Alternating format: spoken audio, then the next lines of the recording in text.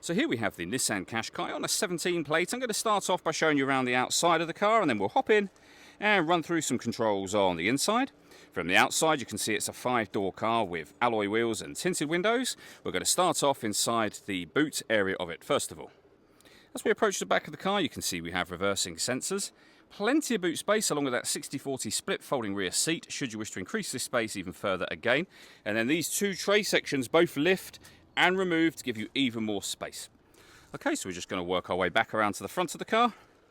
And then, as I mentioned, we'll hop in and run through some controls on the inside. Now that we've done a full circle of it though, you can see it's in fantastic condition the whole way round. Just briefly before we climb in, I think it's well worth seeing the interior from this exterior point of view. There's plenty to run through on the dashboard, so let's hop in and we'll do that now.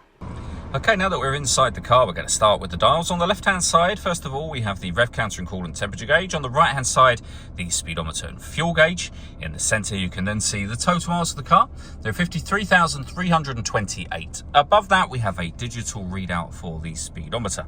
You can change that information using buttons on the steering wheel for various bits of trip computer and fuel economy information.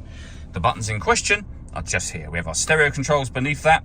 We have cruise control, speed limiter and phone controls over on the right hand side. In the center we have the main touchscreen. So it's on here, you'd pair your phone in order that you can make and receive phone calls. It's also where you'll find your radio. We have DAB, FM and AM.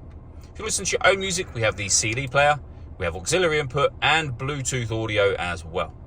We have satellite navigation, really nice clear color display. It's a very easy system to use, and on top of all of that we have a 360 parking camera, so a reversing camera and a bird's eye view image of exactly where the car is parked. If you press the camera button, you get a front-facing camera and a bird's eye view, or front-facing camera and the front passenger side wheel. So very easy to park with all of these cameras. Underneath that, we have our dual zone climate control.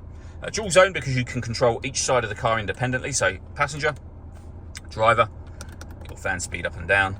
You can determine where you'd like the air to be distributed, and when you're happy with those settings, your air conditioning is off. Back on again, or hit auto. The car will now maintain the temperatures you've asked for by taking full control of the fan speed and the direction of the air. You can override that manually whenever you wish to. Underneath that we have a 12-volt charging socket, electronic handbrake, the gear lever for the fully automatic gearbox, and the panoramic roof. There's a button up here which will open the sunblind all the way to the back of those rear seats.